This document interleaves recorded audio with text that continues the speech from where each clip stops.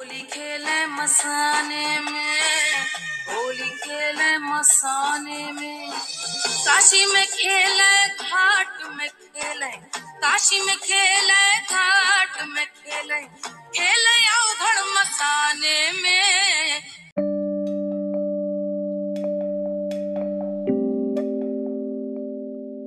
মাথার উপর দিয়ে ধোঁয়ার মতো উড়ে যাচ্ছে সাদা চিতাভস্ম, তার সঙ্গে মিশে যাচ্ছে লাল, সবুজ ও গোলাপি আবির।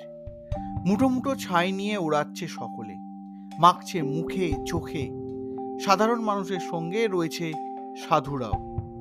চিতা থেকে ছাই তুলে মাথায় ছোঁয়াচ্ছে কেউ কেউ, সারা অঙ্গে মাখছে, সেই সঙ্গে একে অপরকে মাখিয়ে দিচ্ছে। রাস্তায় রাস্তায় প্রবল ভিড়।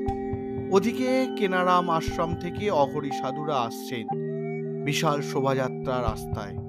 সামনে বিশাল ষাঁড়ের ট্যাবলো, তার উপরে বসে আছে শিব পার্বতী, গায়ে মাখা ছাই ভস্ম, গলায় করটির মালা, হাতে বিশাল ত্রিশূল। নানা ধরনের বাজনা বাজছে, চলছে নাচ, উঠছে আবির। আজ সব রাস্তায় একটাই গন্তব্য, মণিকর্ণিকা ঘাট।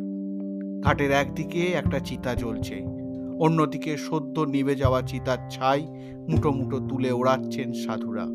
তাকে ঘিরে রয়েছে ভক্তের দল। ভিড় থেকে একটু আড়ালে সরে গিয়ে গঙ্গার ধারে দাঁড়িয়ে প্রিয়ব্রত আর অনুরাধা। যেন এক অপার্থিব অলৌকিক কোনো দৃশ্য তারা প্রত্যক্ষ করছে। প্রিয়ব্রত বলল, অন্য সব দোলের থেকে বেনারসের দোল একটা পৃথক বৈশিষ্ট্য আছে। অন্য জায়গায় দোলের কেন্দ্রবিন্দুতে থাকেন রাধাকৃষ্ণ, আর বেনারসের দোল মহাদেবকে ঘিরে।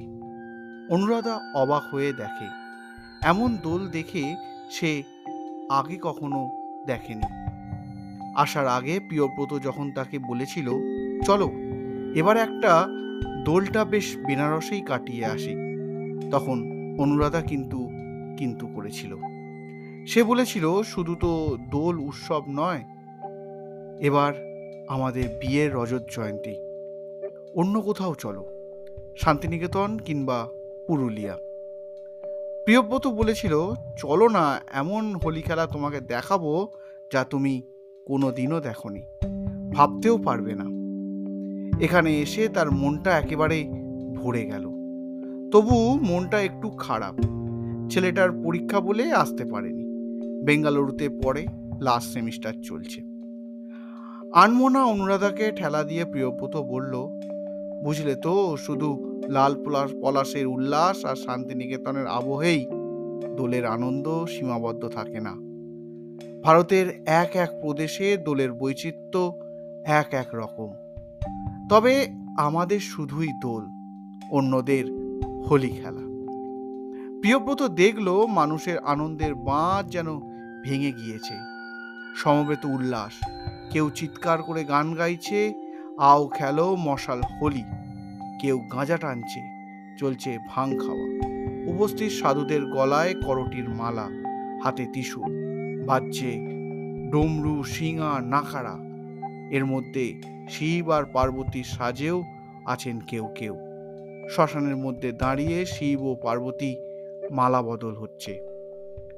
সেদিকে দেখিয়ে প্রিয়ব্রত বলল, এই মণিকর্ণিকা বা হরিশ্চন্দ্র ঘাটে যারা এসে হোলি খেলেছেন, তারা সবাই নিজেদের মনে করেন শিবের চেলা বা অনুচর। এই যে ছাই মেখে হোলি খেলা হচ্ছে, একে বলে মশান হোলি বা ভস্য হোলি। এ নিয়ে পুরাণে দু রকমের গল্প চালু আছে। একটি হলো, শিব একবার যমকে পরাজিত করেন, তারপর সেই আনন্দে তার দলবল নিয়ে এসে এখানে চিতার ছাই মেখে হোলি খেলেন। আরও একটি কাহিনী জানা যায়, শিব ও পার্বতীর বিয়ে হয়েছিল শিবরাত্রির দিন। বিয়ের পর রঙ্গভরি একাদশীর দিন শিব পার্বতীকে নিয়ে প্রথম কাশীতে আসেন। দোল পূর্ণিমার আগের একাদশীকেই রঙ্গভরি একাদশী বা আমলকি একাদশী বলে। সেদিন পার্বতীকে কাশীতে আবির গুলাল দিয়ে বরণ করে নেওয়া হয়। দেবতারা আবির উড়িয়ে পার্বতীকে কাশীতে স্বাগত জানিয়েছিলেন। সেই অনুষ্ঠানে শিবের সঙ্গীদের প্রবেশ নিষেধ ছিল, তাই শিব তার পরদিন ভূত, যক্ষ, গন্ধর্ব সহ তার অনুচরদের সঙ্গে হোলি খেলায় মাতেন। সেদিন তিনি মণিকর্ণিকা ঘাটে চিতার ছাই দিয়ে হোলি খেলেছিলেন। রঙ্গভরি একাদশীর দিন শুরু হয় কাশীর হোলি খেলা। সেটা 6 দিন ধরে চলে। মশান হোলি খেলার আগে সে বস্তা বস্তা ছাই সংগ্রহ করে রাখা হয়। অনুরাধা বলল, এমন উদ্দাম খেলা দেখে সত্যি প্রথম দিকে একটু ভয় ভয় লাগছিল। কঙ্কালের মুন্ডমালা, ভূত পেশ সাজে চিতার ছাই মেখে কেমন একটা বিভৎস রস আছে। কৃষ্ণ আর রাধার হোলি খেলার মধ্যে একটা মাধুর্য কিন্তু এখানে নেই। প্রিয়ব্রত বলল, ঠিক বলেছ। আসলে রাধাকৃষ্ণের হোলি খেলার মধ্যে আছে প্রেমের সম্পর্ক, আর এখানে হোলি খেলার সঙ্গে জড়িয়ে আছে প্রলয় তথা মৃত্যুর সম্পর্ক। তবে এখানে মৃত্যুবোধের মধ্যে কোনো শোক তাপ জড়িয়ে নেই। কেন জানো? অনুরাধা বলল, কেন? প্রিয়ব্রত বলল, কাশীতে মৃত্যু কোনো শোক নয়, তা এক আনন্দের অনুভূতি। মানুষের বিশ্বাস কাশীতে মৃত্যু হলে স্বর্গবাস করে। কবিগুরুও মৃত্যুকে অমৃত সমান মনে করেছিলেন। অনুরাধা বলল, মরণ রে তু মম শ্যাম সমান, কিংবা মৃত্যু অমৃত করদান। প্রিয়ব্রত বলল, এখনকার মানুষ মনে করে মরণ রে তু মম সম শিব সমান। এই যে ছাই দিয়ে হোলি খেলা, ওরা মনে করছে ওই ছাইয়ের স্পর্শের মধ্যেই যেন মিশে আছে অমৃতের গান। পুণ্যলোভাতুর মানুষ তাকেই স্পর্শ করে খোঁজে মুক্তির আনন্দ, জীবনের জয়োল্লাস কিংবা শেষ পারানের করি। একদিন আমরা সবাই চলে যাব, এই রং একদিন শূন্যতায় মিশে যাবে। সেটাই ওই সাদা ছাইয়ের প্রতীকের প্রকাশ পায়। অনুরাধা বলল, অমন করে বলো না, তোমাকে ছেড়ে থাকার কথা কোনোদিনও ভাবতে পারি না। অনুরাধার চোখে জল, তার মাথায় চুলের উপর গুঁড়ো গুঁড়ো ছাই। চোখ মুছিয়ে দেয় প্রিয়ব্রত, বলে, তোমার সঙ্গে এই যে 25টা বছর কাটিয়ে এলাম, তার সবটাই তো রঙের উৎসবের মতো।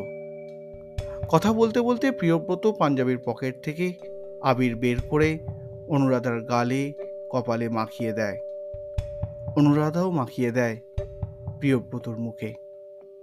অনুরাধা বলল, ভাগ্যিস তোমার কথা শুনে এসেছিলাম, না হলে এমন হোলি খেলা হয়তো দেখাই হতো না।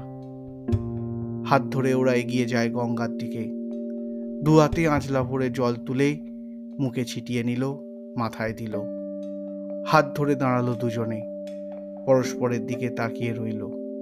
অনুরাধা বলল, তোমার সঙ্গে থাকতে চাই আরও অনেক দিন। বাবা বিশ্বনাথ যেন আমাদের সেই সুযোগ দেন। প্রিয়ব্রত হেসে বলল, আমিও তাই চাই। চলো এবার হোটেলে ফিরে যাই। আজ রাতে হোটেলের বারান্দায় বসে গঙ্গার অত্যন্ত স্রোতের দিকে তাকিয়ে শুনব গান। অনন্ত স্রোত, আর সেই স্রোতের সঙ্গে শুনব গান। অনেকদিন তোমার গান শুনিনি, তুমি গাইবে। আজ জ্যোৎস্না রাতে সবাই গেছে বনে। সেটাই হবে আমাদের হোলি খেলা আর বিয়ের রজত জয়ন্তী পালন। কৃতজ্ঞতা স্বীকার, বর্তমান পত্রিকা।